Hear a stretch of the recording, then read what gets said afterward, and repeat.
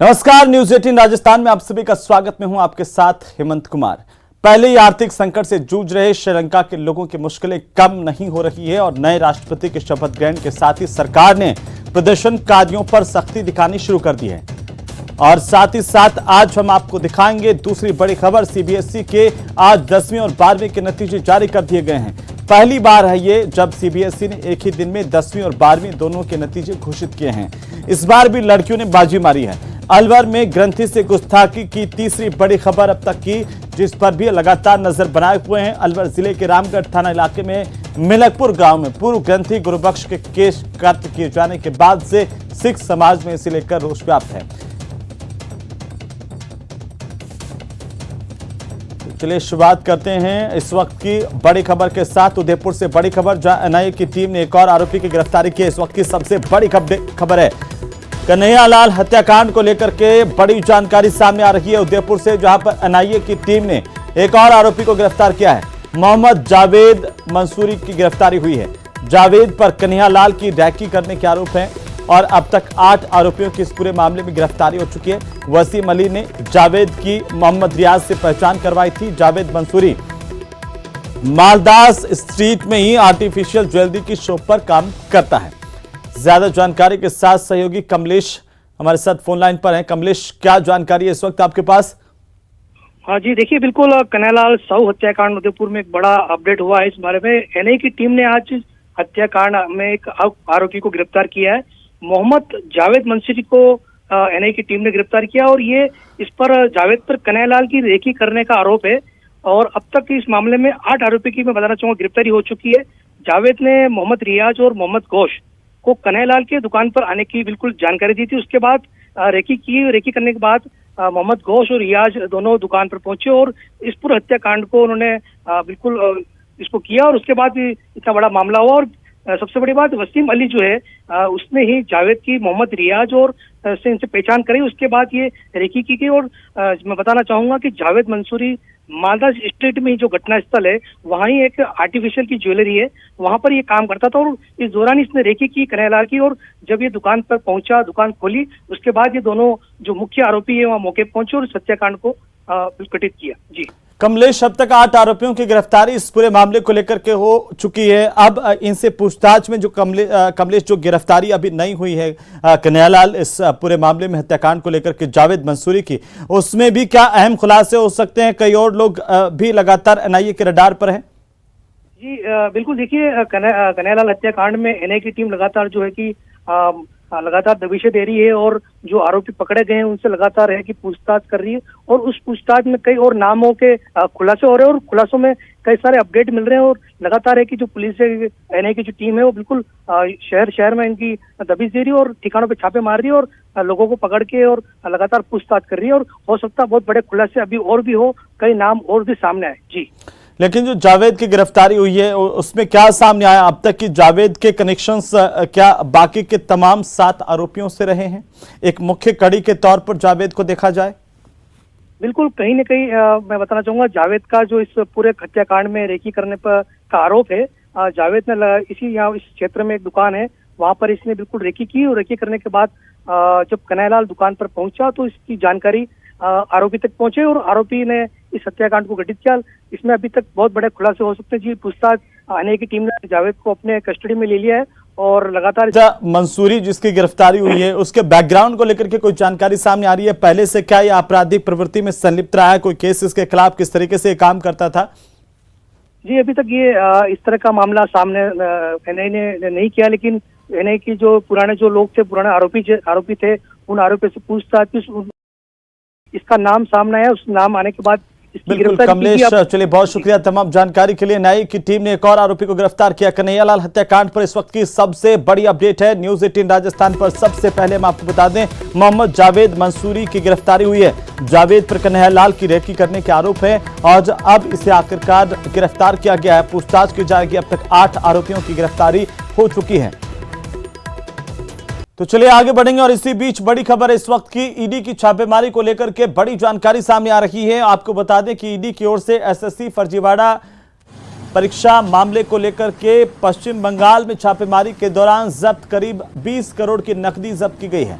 साथ ही कई मोबाइल बरामद किए गए हैं। परिवर्तन निदेशालय ईडी ने कथित शिक्षक भर्ती घोटाले की जांच के सिलसिले में पश्चिम बंगाल में छापेमारी की है।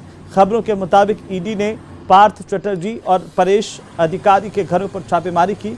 सूत्रों के मुताबिक ईडी के 7 से 8 अधिकारी सुबह चटर्जी के आवास पर नकतला पहुंचे थे और इसी दौरान केंद्रीय रिजर्व पुलिस बल के सुरक्षाकर्मी बाहर तैनात रहे। सूत्रों के मुताबिक अधिकारियों ने शहर के जादवपुर इलाके में स्थित पश्चिम बंगाल प्राथमिक शिक्षा बोर्ड के पूर्व अध्यक्ष माणिक भट्टाचार्य के आवास पर भी छापेमारी की है। केंद्रीय अन्वेषण ब्यूरो यानी सीबीआई पश्चिम बंगाल स्कूल सेवा आयोग की सिफारिशों पर सरकार की ओर से प्रायोजित और सहायता प्राप्त स्कूलों में समूह सी और डी के कर्मचारियों और शिक्षकों की भर्ती में हुई कथित अनियमितताओं की जांच कर रहे हैं। उद्योग और वाणिज्य मंत्री पार्थ चटर्जी उस वक्त शिक्षा मंत्री थे जब यह कथित घोटाला हुआ था। सीबीआई 2 बार उनसे पूछताछ कर चुकी है। पहली बार पूछताछ 25 अप्रैल को हुई, जबकि दूसरी बार 18 मई को पूछताछ की गई। पश्चिम बंगाल के शिक्षा राज्य मंत्री अधिकारी से भी सीबीआई पूछताछ कर चुकी है।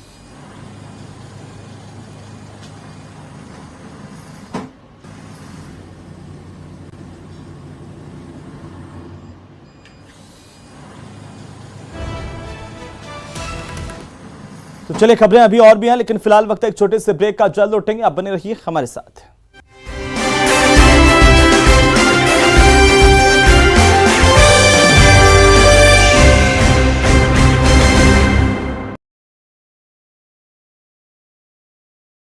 कि रीट अध्यापक पात्रता भर्ती परीक्षा में किसी तरह की लापरवाही न हो, क्योंकि पिछली परीक्षा में पेपर लीक की घटना ने सरकार की किरकिरी की थी, जिसके चलते सरकार को विपक्ष ने सदन से लेकर सड़क तक घेरा था। और अब जब 1 साल बाद सरकार चुनावी मोड में जा रही है, तो ऐसे में सरकार किसी तरह की चूक नहीं चाहती है। परीक्षा को पारदर्शी तरीके से संपन्न करवाना सरकार के लिए एक बड़ा चैलेंज बना और सरकार यही कोशिश कर रही है कि किसी भी सूरत में लाखों अभ्यर्थियों की इस परीक्षा को सफल बनाया जाए, ताकि राजस्थान की सरकार एक सफल रीट पात्रता परीक्षा का रिकॉर्ड बना सके।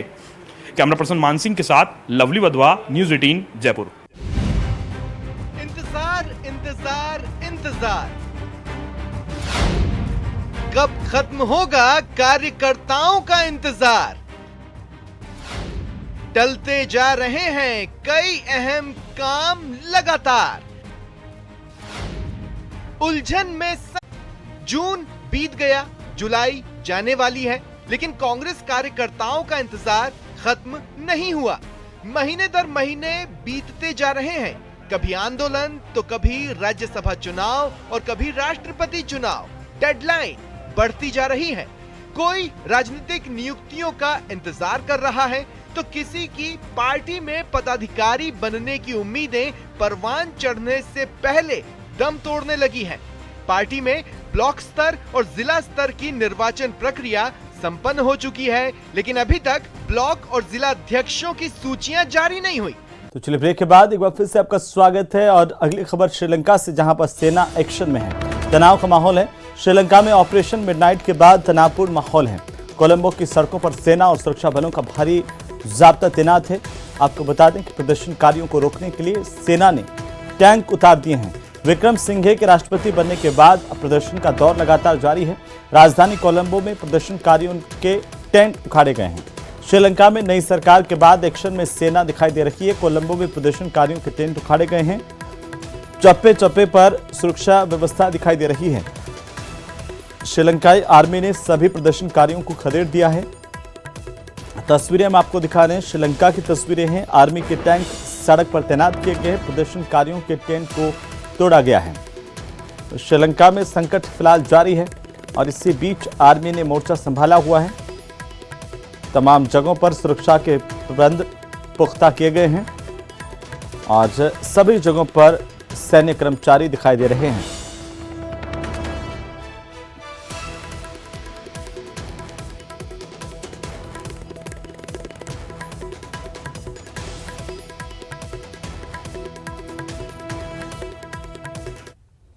तो वहीं रिलायंस इंडस्ट्रीज के जियो प्लेटफॉर्म के सब्सिडियरी रिलायंस जियो इन्फोकॉम ने जून तिमाही के नतीजे जारी कर दिए हैं। इस चालू वित्तीय वर्ष की पहली तिमाही यानी कि अप्रैल से जून के बीच जियो को 4,335 करोड़ रुपए का शुद्ध लाभ हुआ है, जबकि पिछले साल इसी तिमाही में कंपनी को 3,501 करोड़ रुपए का मुनाफा हुआ था। पिछले साल की इसी तिमाही के मुकाबले जियो ने मुनाफे में 23.8% की बढ़ोतरी की है। इस तिमाही में कंपनी की आय 21,873 करोड़ रुपए रही, जो पिछले साल की इसी तिमाही में 17,994 करोड़ रुपए थी। इस तरह से पिछले साल की तुलना में कंपनी की तिमाही आय भी करीब 21.6% बढ़ी है। इस तिमाही में कंपनी का कंसोलिडेटेड एबिटडा 27.20% की वृद्धि के साथ ही 10,964 करोड़ रुपए रहा, जिससे कंपनी का एबिटडा मार्जिन जो है वो 50.1 पर पहुंच गया। जियो की जून तिमाही के नतीजे इसलिए भी अहम है क्योंकि इसी दौरान रिलायंस इंडस्ट्रीज के चेयरमैन मुकेश अंबानी ने अपने बड़े बेटे आकाश अंबानी को जियो की बागडोर सौंपी और बतौर चेयरमैन आकाश अंबानी रिलायंस जियो को देख रहे हैं।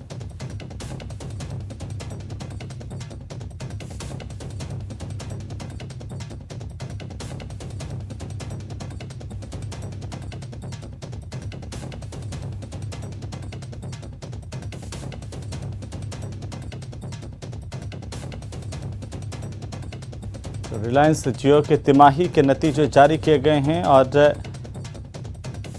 इन नतीजों के मुताबिक कंपनी को मुनाफा हुआ है। सालाना आधार पर तिमाही की जो आय है वो 21.6% तक बढ़ी है। कंपनी को 4,335 करोड़ रुपए का शुद्ध मुनाफा हुआ है। रिलायंस जियो के नतीजे हम आपको दिखा रहे हैं और इस तरह से रिलायंस जियो को भारी मुनाफा हुआ है। कंपनी का जो एबिटडा मार्जिन है अब वो 50.1% तक पहुंच गया है। आकाश अंबानी के पास रिलायंस जियो की कमान है और लगातार ये कंपनी प्रगति कर रही है। तो चलिए आगे बढ़ेंगे और एक नजर डालते हैं इस वक्त क्राइम